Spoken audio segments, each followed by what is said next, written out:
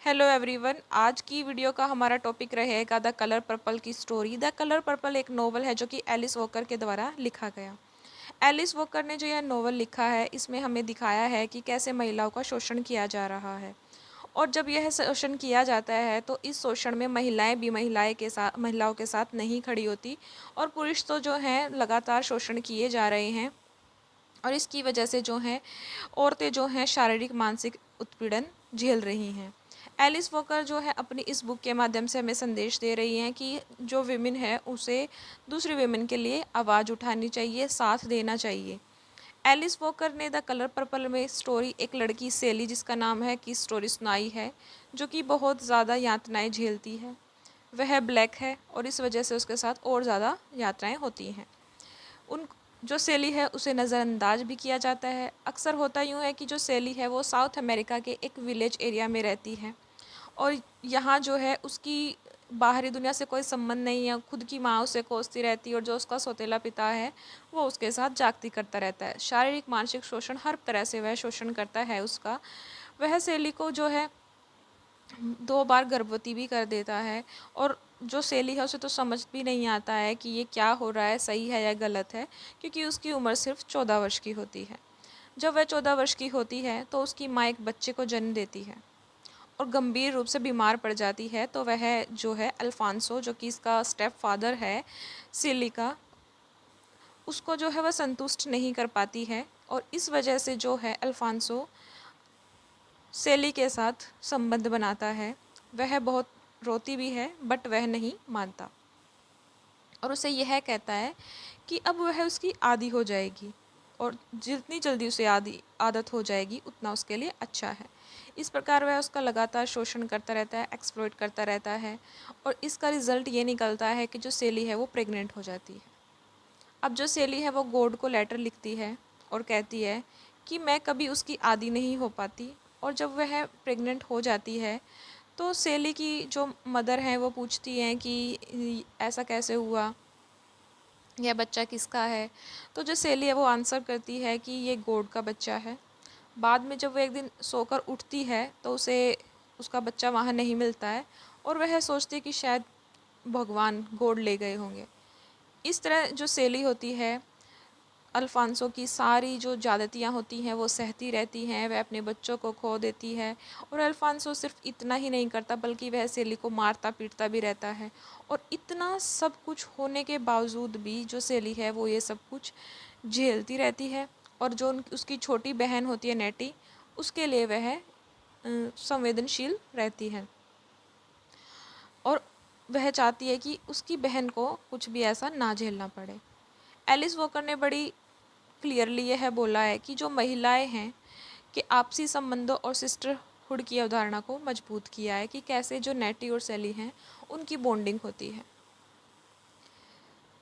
जब हम सेली को शुरू में देखते हैं तो देखते हैं कि वो बहुत अफ्रीड है, डरी हुई है, उसका एक्सप्लॉइटेशन किया जा रहा है, अकेली रहती है। बट नेटी के लिए जो है उसने बहुत सारी इच्छाएं अपने मन में सजोई हुई है। वह अपने बच्चों के बारे में सोचती है, बट उसके जो पर्सनैलिटी का विस्तार और खुद को लेकर रवैये में बदलाव तब आता है जब वह दूसरी लेडीज़ से मिलती है, उनसे बातें करती है, कन्वर्सेशन करती हैं। और ये फीमेल मिस्टर के बेटे हार्पो की पहली पत्नी शगवरी, स्क्वीक हार्पो की दूसरी पत्नी नेटी होती है। लेखिका ने हमेशा से चली आ रही बनी परंपराओं को तोड़ते हुए दर्शाया है कि जो फीमेल्स होती हैं, विमेंस होती हैं, एक दूसरे की दुश्मन नहीं बल्कि बहुत बड़ी सहयोगी होती हैं, सपोर्टर होती हैं। इस उपन्यास में, इस नॉवल की सभी जो विमेंस हैं एक दूसरे के लिए मददगार साबित होती हैं। उनका संबंध भले ही पति या पुरुषों के माध्यम से हुआ हो, बट वे आखिर में सहेलियां एक दूसरे का सुख दुख हैं वो बांटती हैं। हम शुरू में देखते हैं कि मिस्टर नाम का एक व्यक्ति नेटी के लिए रिश्ता लेकर आता है, बट अल्फांसो नेटी का भी बलात्कार करना चाहता है, इसलिए इनकार कर देता है। तो आप यहाँ पर देख सकते हैं कि अल्फांसो ने पहले अपनी बेटी सेली, जो कि उसकी स्टेप डॉटर होती है, उसके साथ गलत काम किए। अब वो है अल्फांसो के साथ भी करना चाहते हैं, इसलिए अल्फांसो की शादी के लिए भी मना कर देता है। मिस्टर नेटी के लिए फिर से आता है रिश्ता, लाता है, लेकिन अल्फांसो उसे सैली का ऑफ़र देते हुए कहता है, हालांकि वह बेकार है, फ्रेश भी नहीं है, लेकिन तुम्हारे बच्चों की माँ तो बन ही सकती है। यहाँ जो राइटर है उसने दिखाया है कि अमेरिकन कॉन्टिनेंट में जो ब्लैक अफ्रीकन्स होते हैं, कैसे एक समुदाय के रूप में शोषित थे। रंग के आधार पर जो भेदभाव उन्होंने झेला, शोषण झेला, लैंगिक आधार पर शोषण झेला। स्त्रियां जो थी, फीमेल्स जो थी, सिर्फ रंग के आधार पर ही जो एक्सप्लॉइट नहीं की जा रही थी, बल्कि अपने समुदाय में अपने पुरुषों उन्हें किसी वस्तु से अधिक नहीं समझते थे। मतलब उनको ऑब्जेक्ट समझा जाता था, ऑब्जेक्ट ऑफ सेक्स समझा जाता था। लेखिका जो है एलिस वॉकर, वो यहाँ पर यह शो करती हैं कि किस प्रकार जो है पैट्रियोटिक अपने अस्तित्व को बनाए रखने के लिए एक भी आवाज़ नहीं उठने देना चाहते। एक्चुअली आदमी चाहते ही नहीं कि कोई भी औरत उनसे सवाल करे, उन्हें टोके। एक पत्नी के रूप में वे कम समझदार और कुल मिलाकर एक साइलेंट पत्नी चाहते थे। तभी तो अल्फांसो सेली को कम अकल कहकर स्कूल से निकाल रहा था। नेटी के कहने पर टीचर मिस बी सेली को इंटेलिजेंट समझती हैं। अल्फांसो कहता है कि बेस्ले तो इतना मुंह चलाती है कि कोई पुरुष उसे कभी भी नहीं अपनाएगा। तो जो टीचर होती है उसके बारे में अल्फांसो ऐसा कहते हैं। इसलिए ही तो वह सिर्फ और सिर्फ स्कूल टीचर ही बनकर रह गई है।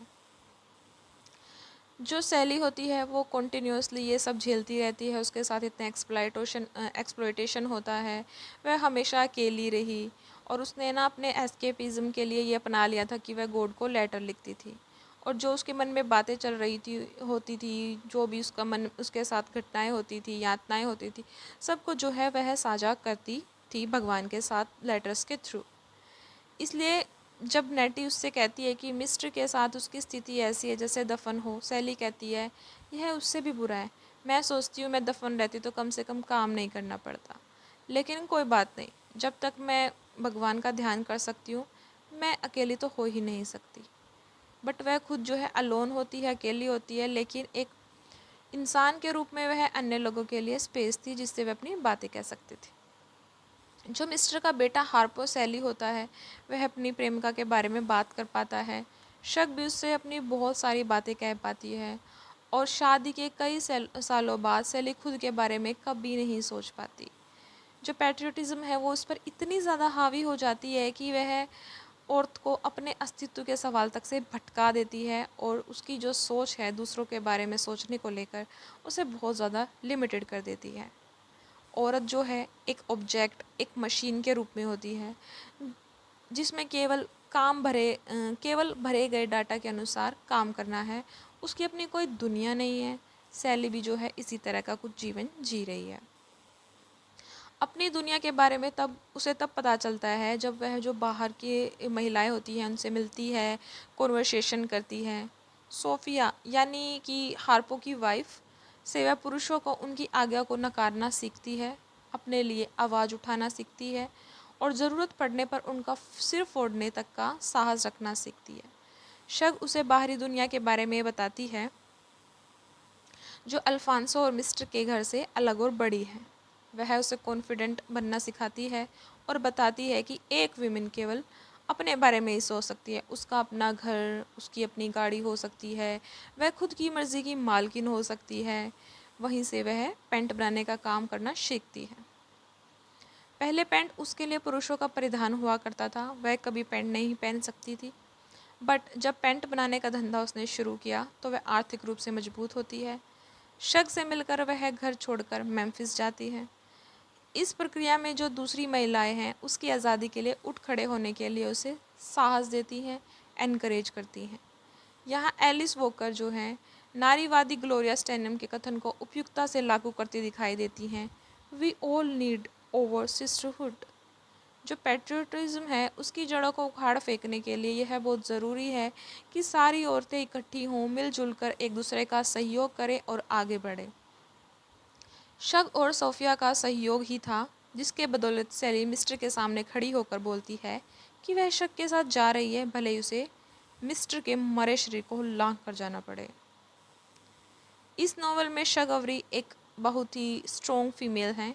वह कॉन्फिडेंट है और उसे पुरुषों के जीवन से कोई भी मतलब नहीं है। उसे म्यूज़िक पसंद है और वह अपनी पसंद जानती है। वह गीत गाकर खुश होती है, सजती संवरती है और वह जानती है कि पुरुष उसकी तरफ आकर्षित हैं और उसका लाभ भी लेती है और खुशी खुशी रहती है। शग ऐसी फीमेल नहीं है जो अपने पति और बच्चों पर अपना जो है जीवन न्यौछावर कर दे। जब सैली पूछती है कि उसे अपने बच्चों की याद नहीं आती, तो जो शग है वो जवाब देती है, मैं किसी को याद नहीं करती। लेखिका ने शैली के बरकस शग का व्यक्तित्व बड़ी सतर्कता से गढ़कर स्पष्ट किया है कि पितर सत्ता से टकराने के लिए जो फीमेल्स हैं, विमेंस हैं, उनको मजबूत होना पड़ेगा, खुद के लिए बेहतर चुनाव करना पड़ेगा और खुद को ही अपनी जो है प्रायोरिटी बनाना पड़ेगा। ये सब करने पर ही जो है वह बदलाव ला सकते हैं। इन सब के जो बराबर शग शैली को नेटी के पत्र ढूंढने में मदद करती है और नेटी के पत्र पढ़कर शैली की सीमित दुनिया का विस्तार सुदूर अफ्रीका तक होता है। शैली जो है एक ब्लैक विमेन है और उसके रूप में वह खुद को बहुत ज़्यादा ही हीन महसूस करती है, बहुत छोटा महसूस करती है। बट नेटी के जो लेटर्स है उसे विश्वास दिलाते हैं कि दुनिया के किसी भाग में काले लोग दयनीय जीवन जीने के लिए बिल्कुल भी बाध्य नहीं हैं। वह अफ्रीका के संपन्न सभ्यता के बारे में जानकर खुश होती है। वह यूरोपियों द्वारा नष्ट किए जाने से पहले की आदिवासी बस्तियों के बारे में जानकर अपनी विरासत पर मान करती है और सोचती है कि भले ही आज जो ब्लैक पीपल हैं वो शोषित हों, एक्सप्लॉयटेशन किया जा रहा है, बट हमेशा से ऐसा नहीं था और ना ही हमेशा ऐसा रहेगा। इस स्टोरी में देखते हैं कि जो सैली है वो लेस्बियन होती है। हालांकि उसे यह बात पता नहीं होती है कि वह फीमेल्स की तरफ अट्रैक्ट होती है। एक बार चर्च में आंखें झपकने पर अल्फांसो उसे पीटता है। तब वह कहती है, मैं आदमियों की तरफ देखती भी नहीं, यह सच है, मैं औरतों की तरफ देखती हूँ, हो सकता है कि मैं उनसे डरती नहीं हूँ। कम पढ़ी लिखी और बलात्कार इत्यादि के कारण जो है सैली सेक्स को लेकर इतनी जो है ओपन नहीं हो पाई थी, उन्मुक्त नहीं थी। अल्बर्ट यानी मिस्टर से भी उसे अपेक्षा व शोषण ही मिला। शग अवरी के प्रति वह शुरू से ही आकर्षित रहती है। जब मिस्टर नेटी के लिए रिश्ता लेकर आया होता है तब भी उसकी जेब से शग की फ़ोटो गिरती है। सैली जो है उस फ़ोटो को रात भर देखती रहती है और बाद में शग अवरी से संवाद व बातचीत में सहजता से वह शग से प्रेम करने लगी और उसकी तरफ अट्रैक्ट हुई। शग से मिलकर ही वह अपनी जो मन की भावनाएं हैं वो व्यक्त कर पा रही थी। तब उसने हार्पो से भी कहा, उन्होंने मुझसे अपनी शादी अपने बच्चों के लिए की, मैंने अपने पिता के कहने पर मैं उनसे प्यार नहीं करती। कुछ ना बोलने वाली सैली अपनी भावनाओं को लेकर खुल रही थी। उसके जीवन की निरस्ता धीरे धीरे ख़त्म हो रही थी। वह अच्छा महसूस करने लगी। दरअसल यह होता है कि जो फीमेल्स होती हैं वो जो ये मेल्स के द्वारा बनाया गया निरंकुश संसार है, इसकी वजह से एक दूसरे के लिए उम्मीद और भरोसे का प्रतीक है। वे एक दूसरे को बाहों में लिए अपने दुख सुख कह सुन सकती हैं और शग सैली के लिए वही उम्मीद, वही ट्रस्ट, वही होप थी। वह शग को बताती है कि मिस्टर जब उसका गाउन उतार कर अपना काम करते हैं उसे कुछ भी महसूस नहीं होता। शग तब उसे और जो है सेक्स के बारे में बातें बताती हैं और जो सैली है उसने ऐसा कभी महसूस नहीं किया था जैसा वह अब महसूस करती है। शग यहाँ से मास्टर बेट के बारे में भी बताती है और शैली उसे करती है और जो है आनंदित होती है। कुल मिलाकर एलिस वॉकर ने इस नोवेल में महिलाओं के असली संसार में घट रही डेली की जो इंसिडेंट्स हैं, डेली जो वो एक्सप्लॉयटेशन झेल रही हैं, उनका जो है खोल कर वर्णन किया है। सैली की तरह आज भी बहुत सारी ऐसी फीमेल्स हैं जिनका शोषण हो रहा है और वो आज भी बहुत सारी फीमेल्स ऐसी हैं जो एक दूसरे का सपोर्ट करती हैं और एक दूसरे को खड़ा करती हैं, एक दूसरे का भरोसा बनाती हैं और यहाँ पर भी इस किताब में यही संदेश दिया गया है।